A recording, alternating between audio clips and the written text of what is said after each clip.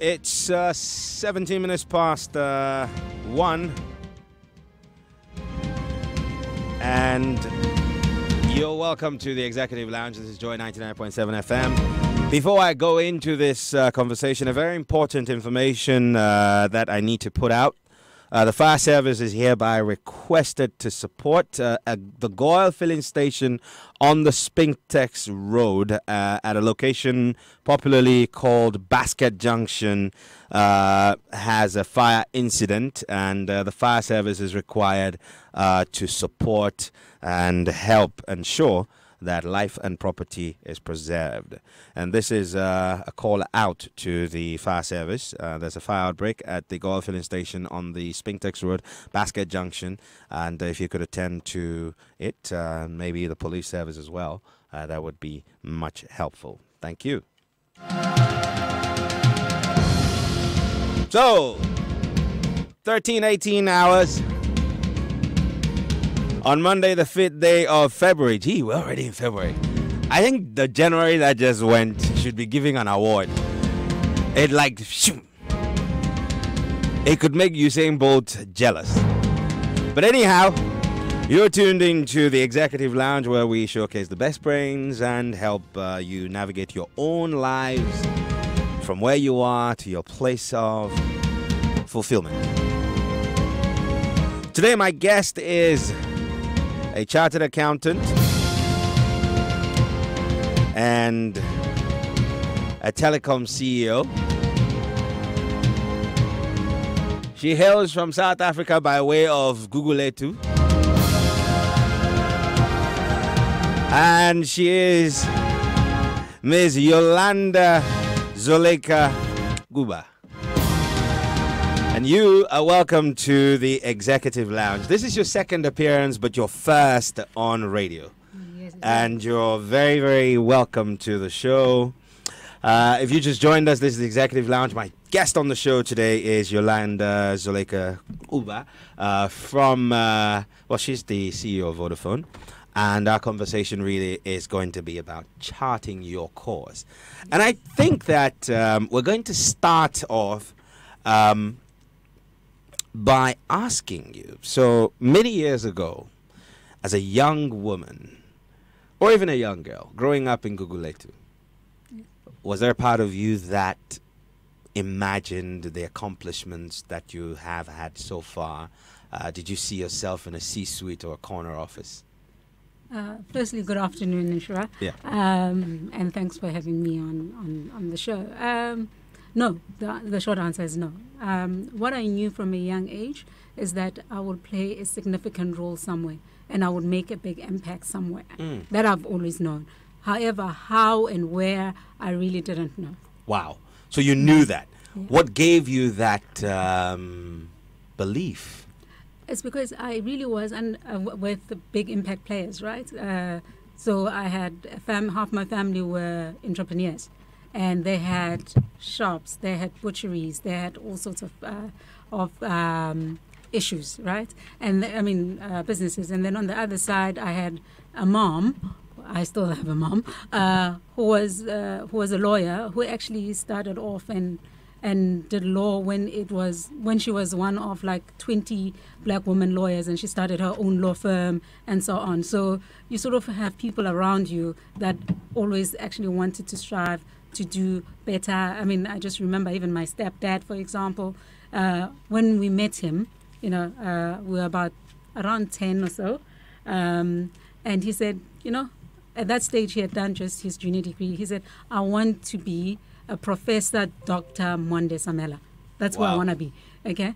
And today he's sitting on the bench on one of the strongest benches in South Africa as a judge. And he did do his postdoctoral study. He is a professor and a doctor, and so it made everything possible for me. And but that's the reason. One would say that, we could take for granted that there was a certain blueprint to follow, or at least something to aspire to, right? A benchmark. Yes. But there has been examples of people who have had similar benchmarks and examples, but still did not live their potential or get anywhere close. So what did you specifically choose to do to ensure that not only did you follow that intuitive belief based on the people around you that I'm going to do something that's impactful? So, I mean, I think I believed in myself. My mom believed in us. And her mantra to us is, you can be anything you put your mind to. So both my twin sister and I actually grew up with that mantra basically ingrained in us. So we actually went out there. So when people said things were impossible, we said, watch me. You know, and that actually gave us that sort of confidence, inner confidence to do more. And also, I mean, I guess we're exposed to a lot of things like businesses from a young age and working and being trusted with lots of money to actually go and bank, go and do this, go and do that. And just that level of trust that you actually had from a young age actually gives you a lot of confidence in terms of also your future and how you approach situations. Because I guess between my twin sister and I, how we approach situations is, if it can be done, it should be me that's doing it. Like, you know, there is nothing that stops you from being the person who is the first to do something. And that's really the attitude that we have. Wow. Interesting. So it's not just about the environment, but there's a lot of it that has to start from within you. All right. So let's just fast forward. Of course, you went through college, and in that time, you know, you do some 2 hours here and there. You did wait tables at some point. Yes, I did. What did that teach you? So, I mean, waited tables for a bit too long, but about altogether it was about 6 years. Wow. Okay? 3 years while I was at varsity, and then 3 years when I was doing my articles, actually. What did it teach me? It taught me humility. It taught me how to deal with people. It taught me how to actually deliver value so that you can get value back from people, you know, so that everything is an exchange. You know, if you live on tips, you know, that means the service that you actually render to people determines the size of the tip. Determines the size of the tip, right? So you actually learned, and also you learn things that you would normally not learn about. So, for example, you had to learn about wines, you know, and I don't drink, but I mean, if there was anyone who could describe wines and make you want to actually try any wines, it was me, you know. So you learned all these new skills that actually were helping you to actually better get whatever the outcome that you're looking for. In this case, it was tips, you know. So, yeah. I like the sound of that. So, you know, you rose to prominence, being one of the younger CEOs of a company that was listed on the Johannesburg Stock Exchange. Yes. When you arrived at that point, how did you feel? I mean, post-announcement, your first day at work, how did you feel? So, actually, that wasn't my biggest trepidation. My biggest trepidation happened when I was 25, when I became the deputy CEO of a huge group. Wow. Because I became deputy CEO at 25, but I actually became CEO of that company at 29. So I always call it the succession going right. You know, so at 25, I was nervous. I was a wreck, to be honest. In fact, when my chairman actually called me to his office, it was the first time he had called me to his office and said, "We're considering you as a candidate for a position that we call deputy CEO. There are other people that we're considering," and so on. I was like dancing. I was like, yeah. And then afterwards, he was like, no, please don't dance. I just said you're a candidate. And then you like, it lowers you down a little bit. And then afterwards, I mean, they came back to me and said, we think we're going to offer you the role, and we'll give you some time to think about it. I thought about it, and I didn't come back to them. I actually did not come back to them. Why? Because I was scared, right? I mean, it was a huge role. Was it the weight of the responsibility, or that maybe you thought you didn't measure? Because don't forget, you've already said if it can be done, then you want to be the one doing it. Yeah. So I mean, at that stage, you were sitting there and you're saying this thing is huge. You know, the sense of responsibility that comes with being a deputy CEO of a big group at 25 is big. You know, and if you fail, it's kind of visible too, you know. So, and I just remember my deputy chairman at the time coming to me and saying, "Yolanda, you know that actually people have to accept roles in order for them to actually get in the role." And I said, yes, morning I went and I was like, okay, Chairman, I think I'm going to do the role. I'm going to accept the role, right? And that's how I accepted the role. And then 4 years later, you rose And to then the CEO I became position. the CEO of, in fact, of an even bigger organization that was listed at That's the time. right. Yeah. Fantastic stuff. My guest on the Executive Lounge today is Yolanda Zoleka Kuba, Vodafone Ghana CEO. And the conversation essentially is about ensuring that you're charting your path right. And we're borrowing from her own experiences with people she's worked with, things she's learned. And for me, so far, it's important to set your sights on, some lofty aspirations, but it's more important to actually look to people who are close by, so that this is person next of kin, they've done this and I can do it, or someone who's close in my community, and also having belief in yourself, but more importantly, allowing the journey to teach you. That, for example, humility, by waiting tables for 6 years. I mean, you learned humility, how to deal with people, and also value exchange. Yeah. And the thing in that story that I find interesting is that you don't drink. So one would say that, why do you waste your time learning about wines, right? Yeah. But you acquire that knowledge. How important would you say that your path has been distinguished by the acquisition of knowledge? So, I mean, you can have talent, right? But talent is not enough. Competence is. And competence is talent plus acquired knowledge. If you don't have both, you actually, we all know people that are talented that have amounted to nothing, right? And it is better to have acquired knowledge and with specific kind of objective on something that is able to set you apart. And for me, I've lived my life according to that principle, that actually whatever environment you go into, especially when I was much younger, I used to say, I cannot buy experience, right?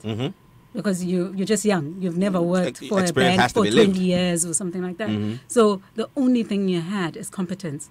And as far as I'm concerned, there is no substitute for competence, no matter where you are. And I've got this theory that people gravitate towards competence. So if you are competent at something, you've acquired the skill on something, then people, even if you are young, and that's the trick for me, is that even if I was young in the boards that I served on, people used to come to me to ask me stuff, right?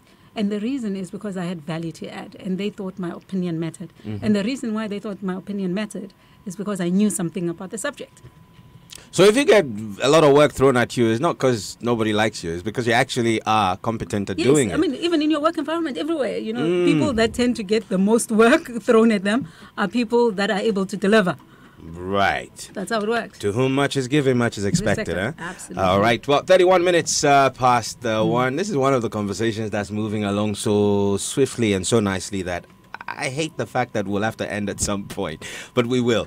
You're welcome to join us with your own thoughts. You could send us a WhatsApp to 0244 340 437 or send a WhatsApp. Beyond that, send us a tweet, hashtag the Executive Lounge, or mention me at GH Rainmaker. And if you have questions, we shall share them with Yolanda and also get her to, answer them. And if you have some ideas, throw them. Let's debate the ideas. After all, we're all charting our path to that place of fulfillment. You arrived in Ghana May of 2016, right? Yes. All right, to take over from, was it Brumidis? Yeah. Harris Brumidis, as CEO of Vodafone. Ghana, yeah. Now, all the way from temperate South Africa to the warmth of Accra, Ghana. Yes. How would you say, in the things, how were the days prior to that preparing you for what you've done here?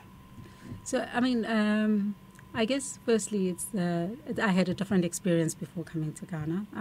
I was heading up M&A, I was heading up mergers and acquisitions, and I was heading up new growth for the Vodacom group, the broader kind of Vodafone group in multiple countries. So I was doing actually something very different. So to calibrate myself to say, okay, I'm going to run just one operation was a big kind of shift for me first and foremost. And then also, I mean, I was coming into a country where I knew no one. Right? No one. When I say no one, I knew absolutely no one in Ghana, and basically that was a bit terrifying. I must be honest. It was a bit. I was a bit anxious. However, in preparing myself for the journey, I did talk to a lot of people. Okay. I did research, a lot of research on the country, besides the business, what's going on in the business, just in general in terms of what's happening in the country. I do have a trick up my sleeve, which is I have the pre-100 days, right? I do that in every role that I've been in, basically, where you actually start a journey about 3 months into the role and actually start discussing the role with other people, discussing the context with other people, discussing people. For example, I spoke to someone from Barclays to say, okay, how's the banking environment? What makes it work? What doesn't make it work? What are the challenges that you see? How do you view the company that I'm going to work for? And all those kind of questions. And how do you think you can get most out of people in the country? What are the skills shortages do you think that I would have to deal with? What are the key challenges that you think I'm likely to deal with in the country? And you start actually looking at those kind of things and actually starting to map out a conceptual kind of picture before you even get there. But you grew up having courage. So one would say, if you have courage, you believe in yourself and your abilities, you should step up into the bullpen and hit any curveball and get a home run. But you still decided to prepare. Why? No, because, even when I go on stage, I'm nervous. Even when I go on stage, I'm nervous. Because I am there to deliver the best version of myself, okay, and share the best version of myself. And if you're not nervous when you're actually going into your boardroom with your board of directors, or you have to share something like that, you are a special kind of person. Even today, I still prepare. I prepare even when I know all my numbers. I sit and I prepare. Yesterday, I had budgets with my boss. I prepared the whole weekend. Wow. I knew that everyone will tell me, Yolanda, but you know all these numbers and whatever. But I still sat and I prepared. How important is that? I mean, if you knew it, someone would say, okay, so to efficiently manage your time, why go over something that you already know? Wouldn't you rather invest that time into something else so you have that extra 1%? But you still feel the need to prepare. So the shortest way to ensure success is being prepared. Okay, because you never know where the curveball is going to come from, right? A lot of people know a lot of stuff quite superficially. And once you start scratching the surface, you actually realize there's very little underneath it. I had a boss that used to call that hollow Easter egg, And a lot of people are hollow Easter eggs, right? You just good, and there's nothing and then there's nothing inside, right? And I always had this fear of being an Easter egg, right? And that actually helps me to actually make sure that I've got substance behind me. And so, as I say, that preparation for me allows me to actually be able to contribute meaningfully. Right. And if you skimp on stuff, it shows, because when someone actually comes with a different angle, you don't have any veracity in terms of what you've actually what you're talking about. Yeah. So that's why I prepare so much. And also, I mean, as they say, the easiest way to ensure that you are successful is being prepared. Yeah. Okay. 36 minutes past 1. This is the Executive Lounge. I'm Inshira Ado, and my guest is Yolanda Kuba from, she's the CEO of Vodafone Ghana. And we're talking about charting your course. And apart from having a blueprint or a benchmark to live up to and having belief in yourself, ensuring that the journey teaches you, you must build competence, because talent is not enough, and you must be committed. So no matter how hard or how well you know something, consistently work at it. Now, recently, you've been preaching a very interesting theory, which is sound, but I'd like to get to understand where it's rooted from, where it's all coming from. You call it the future value of yourself, and of course, I mean, so my future value is one day I want to have a house on a hill and a half, maybe own a few racehorses. Never mind, it's not about me, but whatever dreams you have, whatever thing you feel you want to live for, whatever impact you want to make, if that's your destiny, you believe that it's a future value. Help me. I'm not a statistician like you. So this is a concept I borrowed from finance. Finance actually says if you save $10 today and you've got interest compounding on it, at a future date, it will be more than what it is today. Right. Okay. So there are two concepts that are there. One is the investment, what you put in as your capital. And then secondly is sort of the fortuitous gain as a result of the interest that you've invested. That's right. And basically, that's what I'm saying in the whole thing. I'm saying the future value of your destiny is actually controllable. Okay. It is basically you actually having an idea of what you want to do and being clear on what it is. And whatever it is that you've outlined for yourself as this is my goal, this is my future value, this is my vision, then has a formula attached to it, just like a future value kind of formula. And basically I say it's a function of your competence, right? And I've spoken about competence already, of your attitude. And some of the attitude issues around commitment, around consistency, and so on. And then the third element is a function of your networks. And in the future value formula, I actually put that in brackets. And then I actually say times effort, okay, and times time. Because your future value is an investment today on key issues that you have, times multiplied by the time that you've invested, multiplied by effort. I don't care how much talent you have, how much competence you have. If you invest 0 time, your future value will be 0. If you actually have talent and you have everything going for you, you put in no effort, you put in no work, the future value of whatever it is going to be 0. And for me, that's really the future value formula. The future value of your destiny is what you put in, is the investment part that I've spoken about, times time, times your... Let me relate this to you accepting your deputy CEO role. If you didn't put the effort in and the time in to accept it, then the role would have gone to someone else. Yes, absolutely. So you wouldn't have become CEO later and maybe you'd be doing something else now. Yes. So your future value is, let's say you wanted to be a stockbroker, okay? And that's what you have in mind. What kind of stockbroker do you want to be? Okay. I want to be in the top 10%. If I want to be in the top 10% of stockbrokers, that means the level of competence, the willingness that I have to actually invest disproportionately more is increased. Okay? So whatever it is, it means then I must do more of that. In terms of attitude, how do I actually prepare myself from an attitude perspective, and how do I commit? How do I make sure that I'm available for opportunities and so on? That also has to increase. And the same with your networks as well, how you use your networks, how you use your sponsors, how you use your mentors, how do you use your destiny helpers. So for me, those are the kind of things that actually determine then whether you end up in the top 10% or in the bottom 10%. Remember, there's a scale for everything. We can have 100 stockbrokers. The top 10 are the ones that we remember. And the top 10 tends to have 80% of the work as well.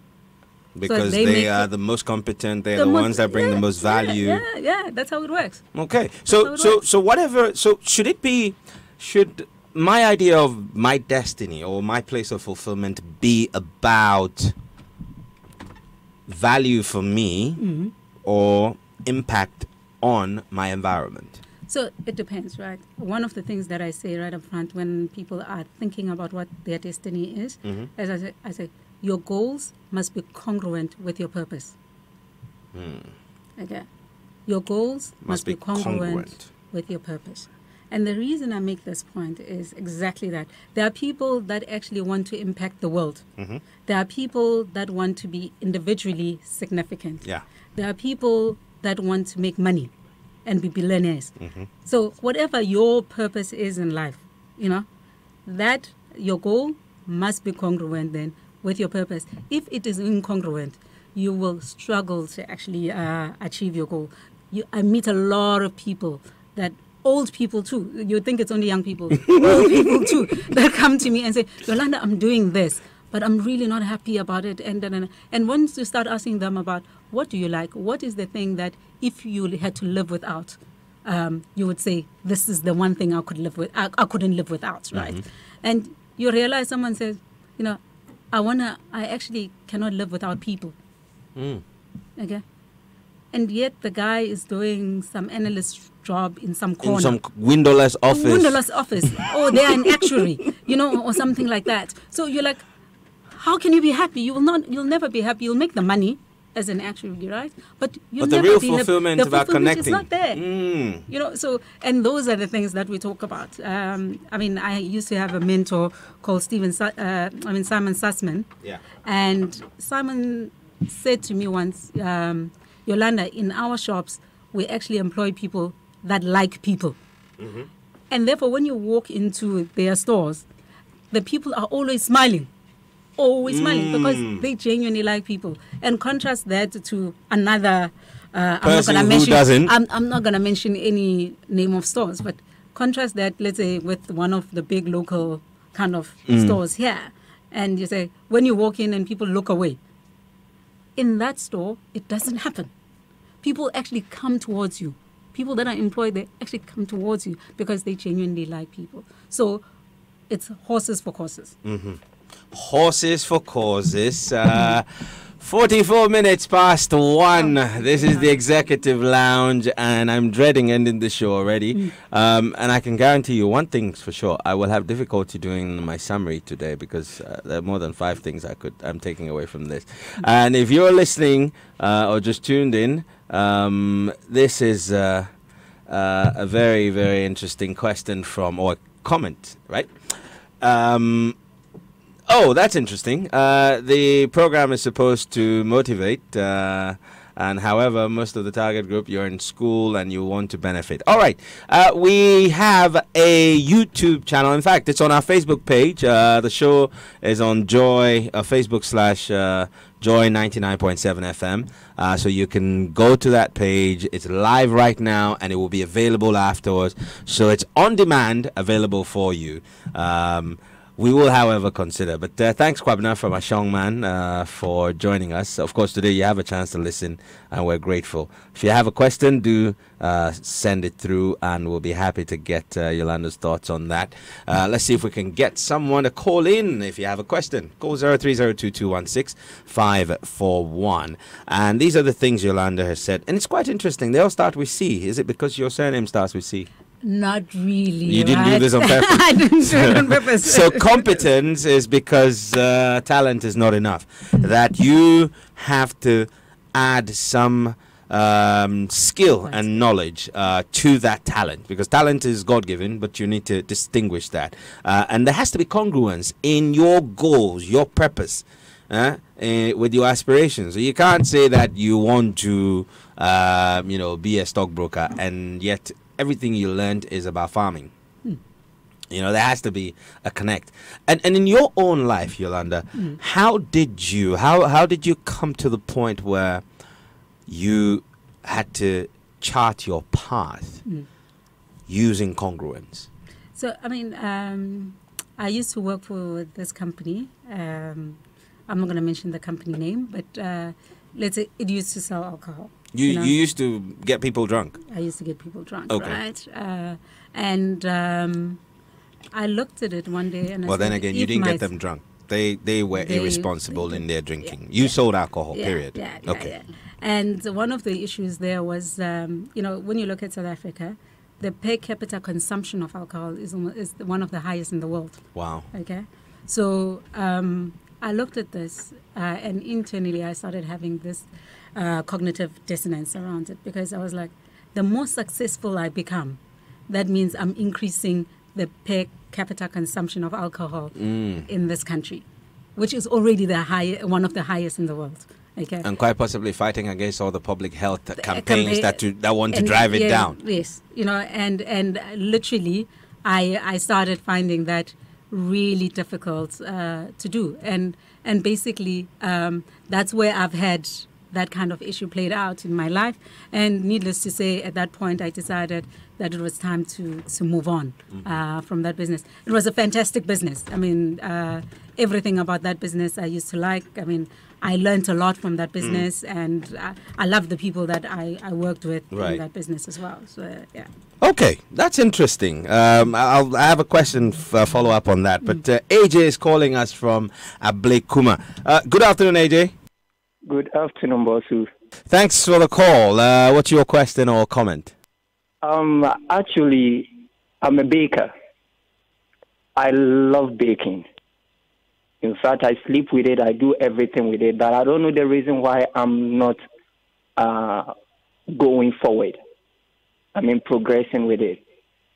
So I just want to know if there is any tips for me to follow up.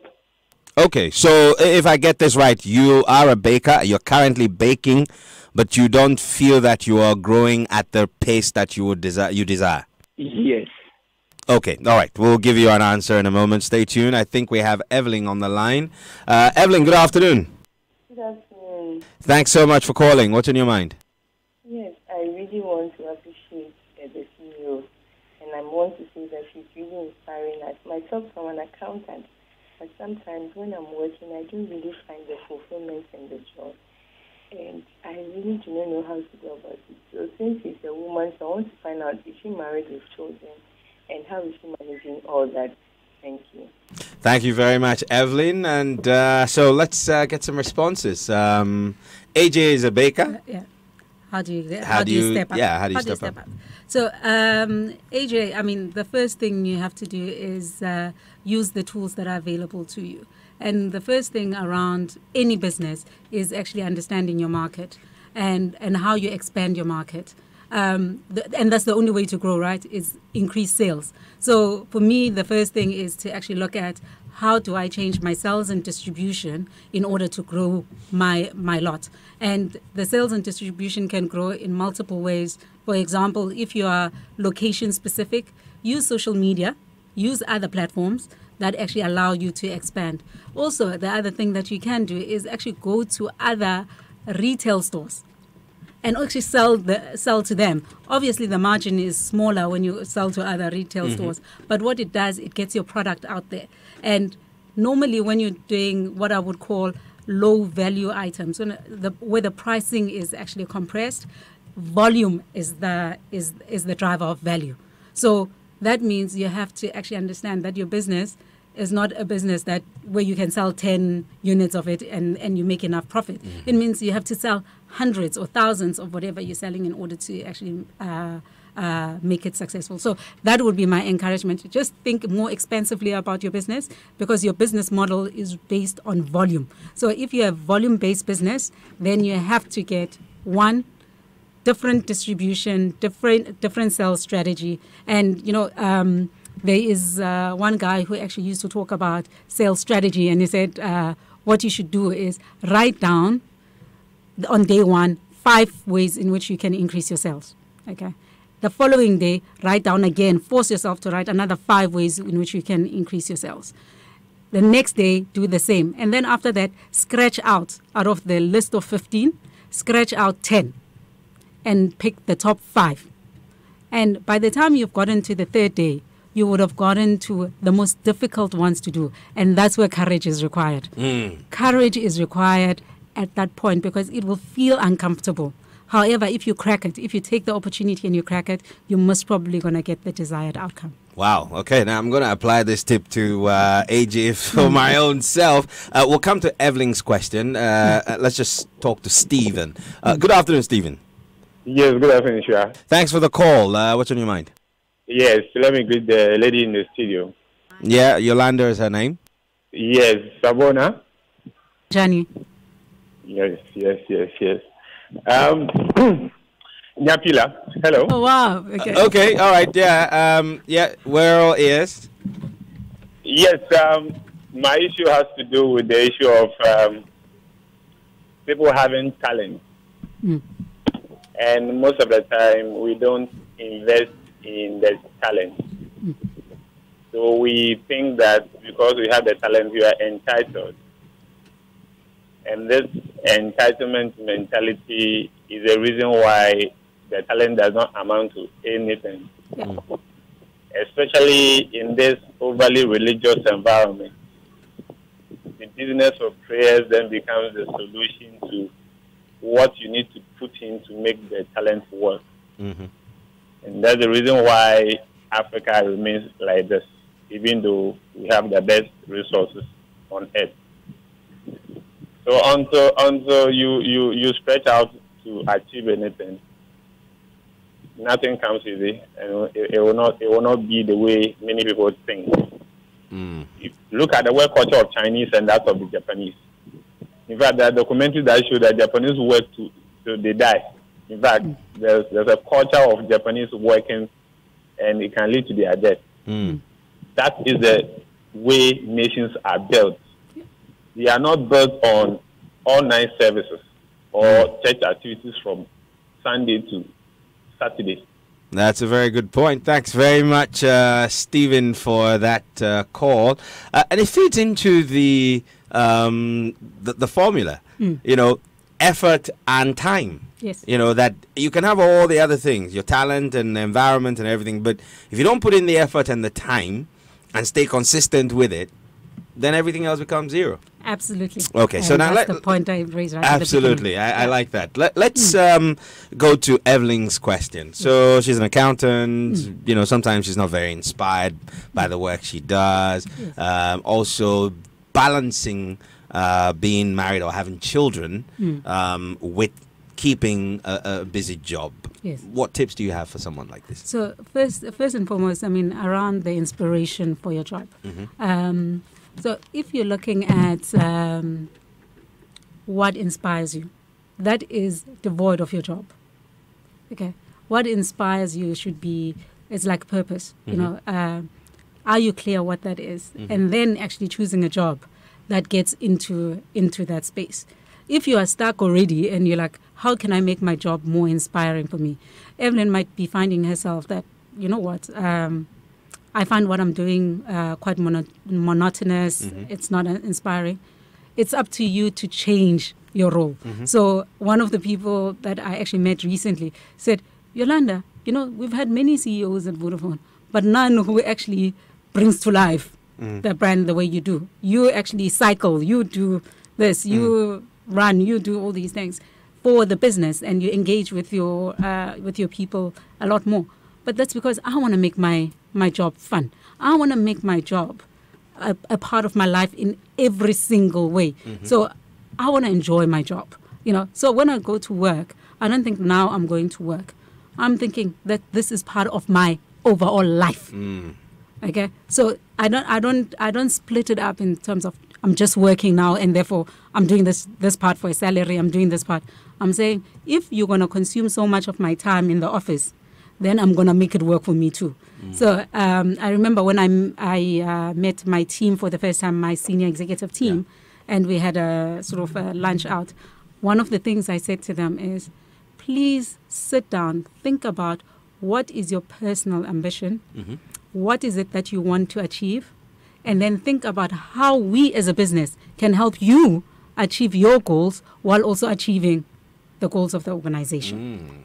You know, because that's what I want. I want people to achieve their personal goals at work as well as my goals that I'm setting up as an organization. Right. So if we're able to actually match those two, then I've got passionate people, happy people actually working for me. So it's about mindset. How do you actually change the narrative for yourself? And then on the balancing between family and everything, I think, to be honest, there is no silver bullet.